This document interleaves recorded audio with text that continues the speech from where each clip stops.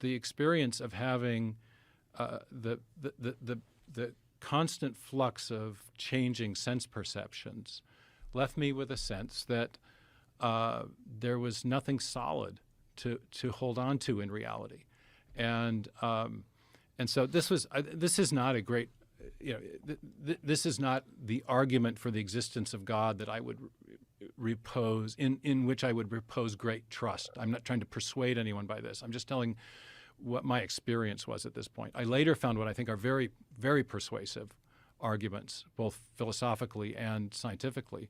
The thing that really convinced me as a university student studying philosophy was an argument known as the argument from epistemological necessity.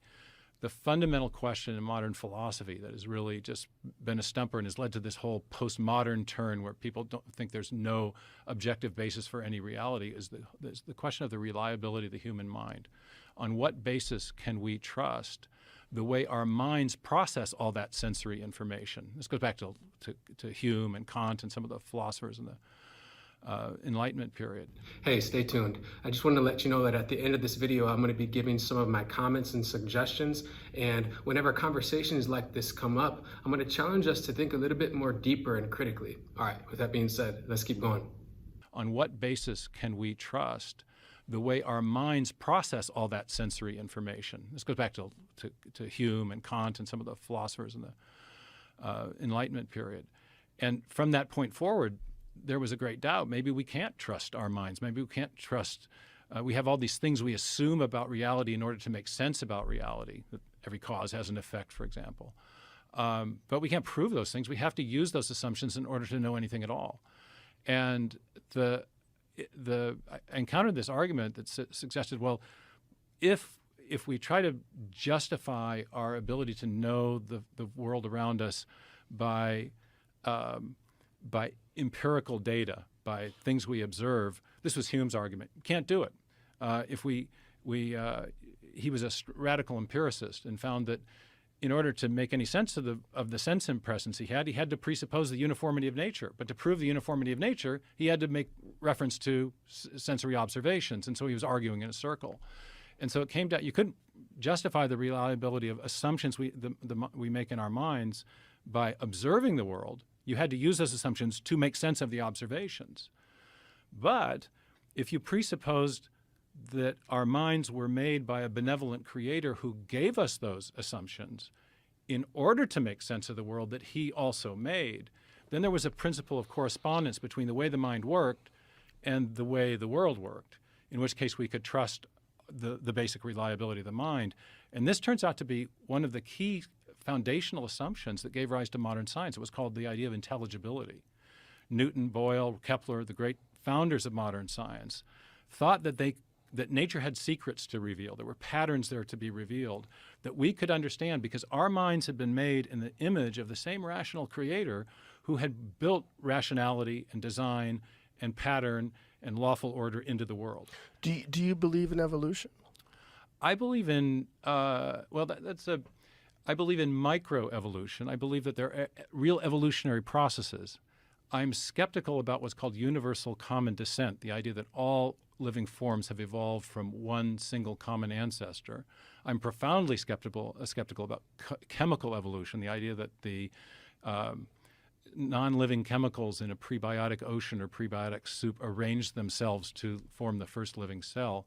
And I'm also skeptical about the creative power of the mutation selection mechanism, which, as it happens, so are many leading evolutionary biologists today. I attended a conference in 2016 convened by the Royal Society in London, Royal Society being the oldest and most august scientific body in the world. And it was convened by a group of evolutionary biologists who were essentially dissatisfied with neo-Darwinism, the standard textbook theory that we learn in all high school and college textbooks. And many of them were saying we need a new theory of evolution. The first talk at that conference was given by Gerd Müller, a prominent Austrian evolutionary biologist, and he simply enumerated the 5 major what he called explanatory deficits of neo-Darwinism. And his basic perspective was the mutation selection mechanism does a good job of optimizing or modifying pre-existing forms, it can generate small-scale variation, but it does a very poor job of explaining the origin of those forms. Think about, for example, the Darwin's finch beaks. Great job of explaining how variations in weather patterns result in changes in the shape and structure of the finch beaks. But that mechanism turns out not to do a good job of explaining the origin of birds or other major animal groups in the first place. So modification, yes. Innovation, no. But modification over massive amounts of time, don't you think that would eventually lead to new groups? Because a lot of new groups have similar origins, or at least origins from one ancestor. Well, time, like primates. Yeah, time was always the hero of the plot. But let me just run a couple of arguments by you, and let's see what you think. Okay, and I developed these in a lot of detail in my book Darwin's Doubt. If we now know, thanks to the genetic revolution, the molecular biological revolution, that if you want to build a new form of life, you have to have new code, because all new forms of life depend upon new anatomical, a fundamentally new type of animal, for example. So you need new anatomical structures but the new anatomical structures require new cell types. New types. So if you got animals that first come on the line and they have a digestive system, they have a gut. Well, you got to have enzymes that can service a gut, that can process food. So enzymes are types of proteins. Proteins are built from the informational code in DNA. So anytime you want to get it's just like in the computer world. If you want to give your computer a new function, you've got to provide new code. So we have these long digital bit strings. A's, C's, G's, and T's, not zeros and ones, but A's, C's, G's, and T's in a digital string, and we call that a gene. And if you have a section of DNA for building a protein, that's great, all works. Now, but if you want to build a fundamentally new form of life, you got to have new proteins to service the new cell types to build the new anatomical structures. In our computer world, we know that if you start randomly changing the zeros and ones in a section of digital code, you're going to degrade the function of that code long before you come up with a new string for making a new program or operating system. The functional sequences they're highly isolated in what's called sequence space. You can change a few things and still retain function, but after a very few number of changes, you're going to degrade the function, and long before you come up with a new function. Now, the Darwinian mechanism starts with the idea that there are random changes in those digital bit strings, those sequences of A's, C's, G's, and T's. And based on our experience in the computer world, we would expect that random changes are going to, again, degrade those strings long before they're capable of building a new protein. All right, so one of the first things that I want to do is I want to give a basic definition of what philosophy is. The study of the basic ideas about knowledge, truth, right and wrong, religion, and the nature and meaning of life.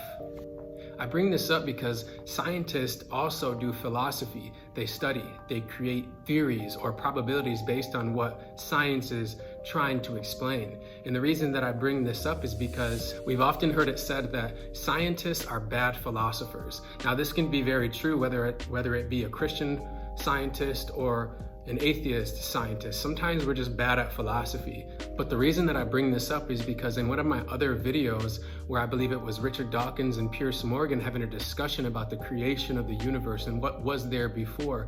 And within this interview, Richard Dawkins says that scientists, they take pride in simply saying that they don't know, and that's a humble stance to take.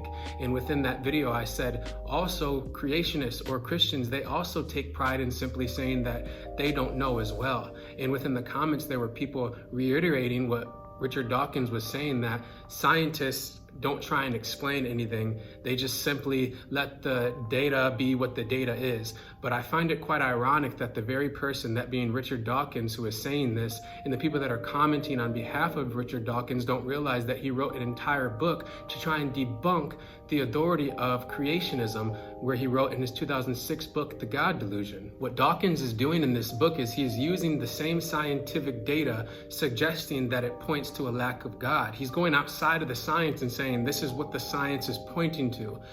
And when Christians do the same thing, or deists or creationists do the same thing to use this data, to use the same set of data, somehow we're going outside of the realms of science and we're somehow irrelevant, when atheists and agnostics are doing the same thing. We need to identify these blind spots. And another thing that I would say, specifically speaking to the agnostic, where they just simply say, I just let the science be the science and I don't know. Well, what I would say is this conversation is not for you then. If you simply don't know, then you don't know. But let's not act like both sides aren't coming in with some presuppositional ideas about what the evidence might point to. And this is why I say there is a difference between science and philosophy, and it's okay to have some philosophical interpretation of what the data is suggesting. So just to clear it up, it's okay for both sides to say that they don't know, as long as they simply say that we don't know for certain. There are some things that the evidence points to and gives a certain probability of what is more likely versus what is not more likely. And we can also say about certain things that we don't have full understanding about yet, that we just simply don't know. And that's not saying us we know for certain or that we don't know for certain. We all can take the humble approach to say that there's some things that we don't know, and also the evidence does point to this, but you have to go outside of that set of evidence in order to do any set of reasoning or to have any ability to do that reasoning. So I just wanted to simply clear that up, and I think it's a deep and flawed misunderstanding when people just simply say, I let science be science. Okay, then feel free to let science be science, but you don't need to be commenting, I just let science be science, because again, the conversation is not for you. And also realize that you're going outside of science to say that I let science be science. You're using it as a form of debate or argument. So I know we all have blind spots, we all have biases, and I believe this is one that we need to seriously awaken up to. And I know there's more conversation to be had about specifically what we mean by saying I don't know and the difference between philosophy and science, but I just wanted to take the time to simply clear that up. And with that being said, I hope you have a blessed day. Put your faith in Jesus Christ, because he will radically change and transform your life like you could have never imagined. So in the name of Jesus, be blessed.